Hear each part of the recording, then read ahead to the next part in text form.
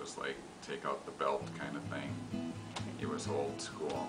Well, I think growing up, my parents really emphasized respect for people, so whether you were in front of a teacher or elders, you had to know like when your time was to talk or when you had to listen and what was the respectful thing to do pretty much. At home we were to be seen and not heard. We had to say yes sir, no sir, yes ma'am, no ma'am to adults. We had to call our neighbor ladies by Mrs. Besser, Mrs. DuPont, Mrs. Tomey. You never talked back to your parents. And or my dad called it giving lip. Don't give me any lip. And it's like if he said that and he gave you the look, it was like he just didn't want to go up against that. My mother just had, you know, the look. You couldn't do most of what kids do today in school. We read. Everybody had to read like a book or two a week, not a week, a month. You had to read. I remember growing up a lot of the time, whenever I felt like being sassy or whatever, my dad would be like, is that how you would talk to a teacher? And that like really made you think and be like, well yeah, you're super respectful to your teachers and stuff like that. And so like he wanted to make sure you carry that out through even your family members, who sometimes it can get a little bit lax with. Like he wanted to make sure like I knew to address everyone with respect. You sat at your desk and you just listened and you didn't question the teacher. The teacher was, you know, if you got caught with gum in school, you had to stick it on your nose. You had to eat absolutely everything on your plate. I would like hide my peas underneath the plate and try to ditch out of the table before somebody lifted the plate and saw a big circle of peas underneath. When my parents asked us to do something, you did it then.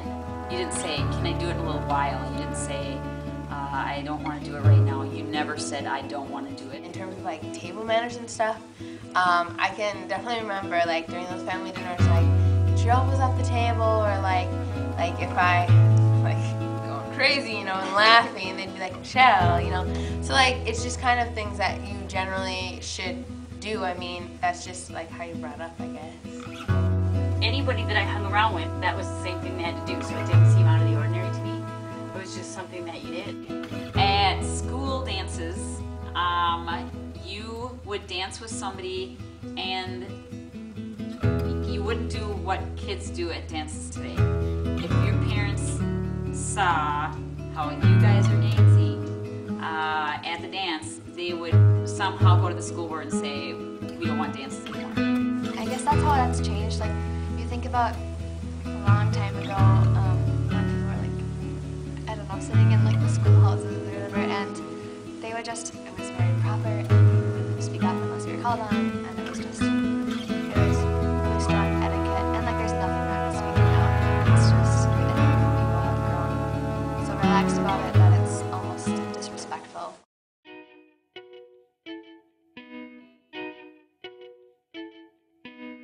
I mean, my mom was always saying like how back when she was younger, it was like children are to be seen and not heard. And I don't really agree with that because I'm all for like individuality and like be able to express yourself. But there's like a certain line that I feel like we've crossed in this generation. Oh, bra straps. Okay, so we used to make fun of people. We'd say, oh, you got granny straps, because if your bra strap was showing, because we would say like grandmas had their bra strap showing and they didn't care. And we'd be like, your bra strap showing. I mean, that was like a big deal in junior high. I'd be like, bra strap, oh, like that, you know. Now it's like, how many can I show and how low? That I've seen in class so many times of just the ways certain kids teach certain, treat certain teachers. It's just like, that's not, like, is this real right now? Like, are you kidding me? Well, I think that when I was in high school, if somebody was, you know, sucking someone else's face out in front of your classroom, as my grandmother would say, if they do this in public, what do they do in private? And now, you know, I can walk out in the hall and they're, you know, sucking each other's faces off. The guys with the pants. That's like unbelievable. If I did that, they would be totally disgusted. But they can run around and do that. A kid today almost tripped and fell because he was running to get to class on time. His pants were down below, you know, where they're supposed to be, and he's like hanging onto his crotch area to keep his pants up while he ran. I mean, it's stuff like that. And that never would have happened in our high school. Never. You know, when jazz came out and people danced together, the Flappers did, thought it was the end of, you know, morality as we knew it, and that every kid was going to go to hell. And then when the rock and roll came, and then when the 70s disco came, and we just bumped our hips up against each other, you know, but now I think that if someone had danced like that, yeah, you'd have been in big trouble. The etiquette's gone. You know, there isn't any, nobody knows how to make a complete sentence anymore. Everything is a shortened thing. There's so much, when you're on this side of something you want to be nasty, you don't have to make eye contact with someone. You don't have to see the effect that it has on their face. It's really bold. I can be really horrible, terrible, and awful. And I think that brings out the worst in people. I really do. I mean, I understand texting like, oh hey, I'm almost there. But to text someone an entire, oh my gosh, thank you for that thing when that last week, like, I don't know, it feels like it should be more personal, I guess. And I still do, like, it's kind of dorky, but I enjoy like making thank you cards because then you can actually get your thoughts across. And if they went through all that trouble to help you out in some way, then you could probably do the trouble of making a card or coming to their house and saying thanks.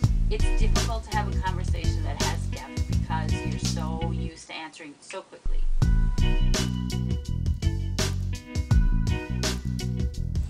I feel like the texting is probably the biggest thing. Like, it's just like commonplace. You can see two people together and they're both just sitting there texting, not saying anything to each other. They're just texting, which would seem really strange like 10 years ago. Maybe they're texting each other.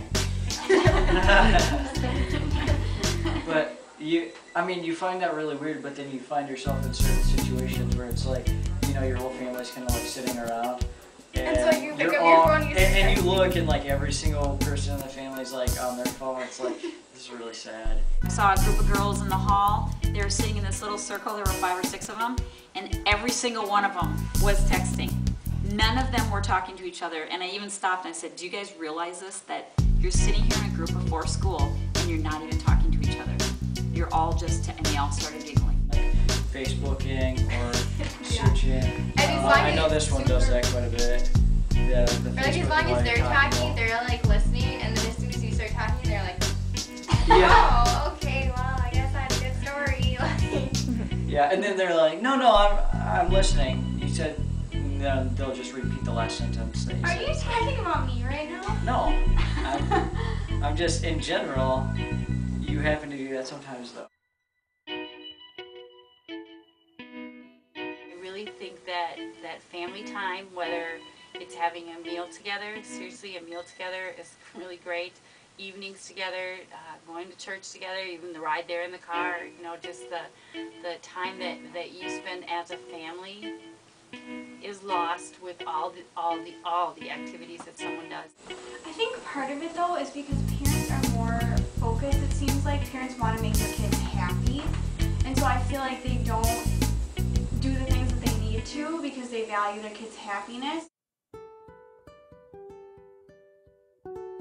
Going to be a group of people that are not going to do anything with, you know, they're going to be total media and technology. There's going to be a group of people that'll be maybe a balance of it, and there's going to be a group of people that are going to just rebel against it.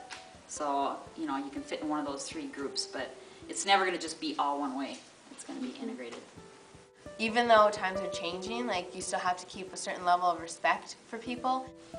You know, sometimes things take a full circle, and I think that personally what you guys are going to find out as you get a little bit older and realize after people have had an opportunity to study some of this as far as legally, the legalese of this, some of the defamation of characters and comments that are made and intrusions that are made, I think, you know, cyberbullying and things that are said, I think there might even be, you know, maybe there's going to be a circle of it. I don't know. I remember like in college, at one point we were driving together and he said that he had heard about me doing some things in college, and it's like, you know, Dad, I'm okay with my reputation. I'm building my own reputation, and I think I can stand on my own 2 feet, and